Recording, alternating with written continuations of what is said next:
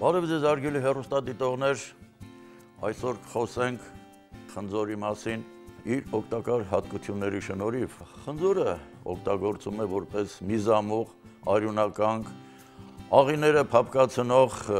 որպես փորկապությունը արգելող միջոց,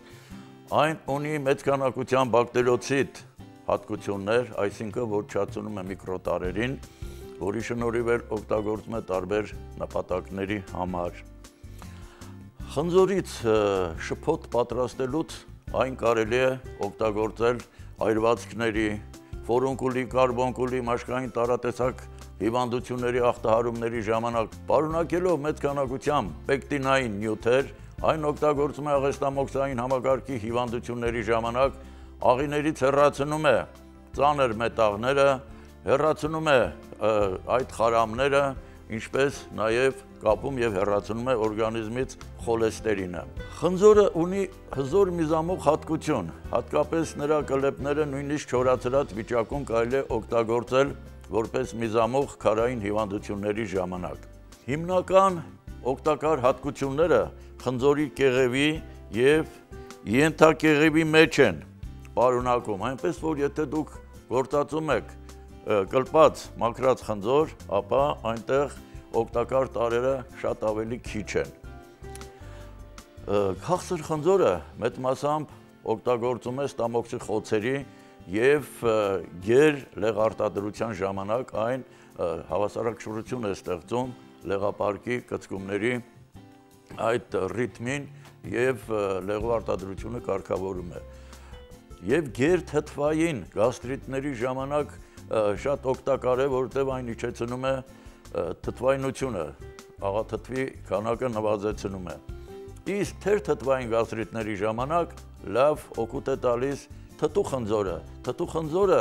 նաև երբ որ առաջանում է լյարդում եւ լեղապարկում լեղու կանգ, այն արագացնում է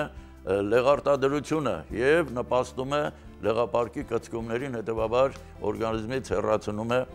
լեղին, որը կարևոր նշանակություն ունի, քանի որ մնալով լեղին կարող է առաջացնել օրգանիզմում թունավորման երևույթներ։ Օգտագործում են նաև խնձորի տերևները, որոնք մեծ քանակությամբ վիտամիններ են պարունակում, օգտագործում է ձայնի խրպոտման ժամանակ, հատկապես խնձորի տերևներից պատրաստված եփուկը օգտագործելիս նա վերացնում է ձայնի խրպոտությունը, ունի նաև խորխաբեր, հազը հանգստացնող հատկություն։ Խնձորի արմատները ունեն շաքարի քանակը օրգանիզմում իջեցնող, այսինքն հիպոգլիկեմիկ ազդեցություն եւ իջեցնում են շաքարի քանակը օրգանիզմում։ Այնպես որ եւ խնձորի ծառը, տերևները եւ նրա արմատը եւ պտուղը կեղևների եւ կորիզների հետ միասին ունեն առողջությունը ամրապնդող, վերականգնող հատկություններ։ Խնձորը նաև ունի ցածր կալորականություն, այդ իսկ պատճառով այն կարելի է օգտագործել ճարպակալմամբ տառապող մարդկանց համար, քանի որ այն նվազեցնում է օրգանիզմից հեռացնում է չյուրացված ճարպը եւ որպես ցածր կալորականություն ունեցող շաբաթվա մեջ 2 անգամ կարելի է օգտագործել բեռնաթափման օրեր նշանակել եւ օգտագործել օրը 2 կիլոգրամ խնձոր։ Խնձորը ցուցված է ճարպակալման ժամանակ նաև նիհարեցնող, եթե 10-12 օր, օրը 2 լիտր թարմ խնձորի հյութ օգտագործեք, կարելի է նրա հետ ուտել նաև ամեն ինչ։ Իհարկե լավ կլինի, որ ածխաջրատները, այսինքն հացի քանակը այդ դեպքում սահմանափակվի եւ այդ 10-12 օրում բավականին նիհարեցնում է, բեռնաթափում է կատարվում օրգանիզմում։ Խնձորի շփոթը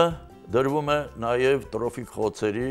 չլավացող վերքերի վրա, այն արագացնում է գրանուլացիան եւ կարելի է վերացնել այդ երևույթները, այսինքն վերքերը արագորեն կարող են փակվել։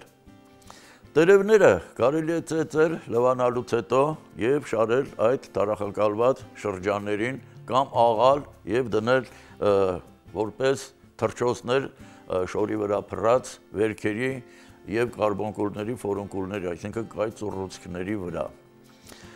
Հարգելի հեռուստադիտողներ, խնձորը որպես վիտամինների աղբյուր դուք կարող եք օգտագործել հատկապես մեծ քանակությամբ գարնանը, քանի որ գարնանը օրգանիզմում մինչև գարուն, այսինքն գարնան շեմին, օրգանիզմում բավականին պակասում են վիտամինների քանակը եւ դուք կարող եք այդ խնձորով լրացնել այն, հատկապես երկաթի եւ յոդի պակասը։ Օգտվեք խնձորից, խնձորը շատ կարևոր նշանակություն ունի եւ ամենաշատ օգտագործվող միրգը երևակայեք, որ հանդիսանում է խնձորը, ինչպես նաև խնձորի հյութ դուք կարող եք օգտագործել, եթե խնձորը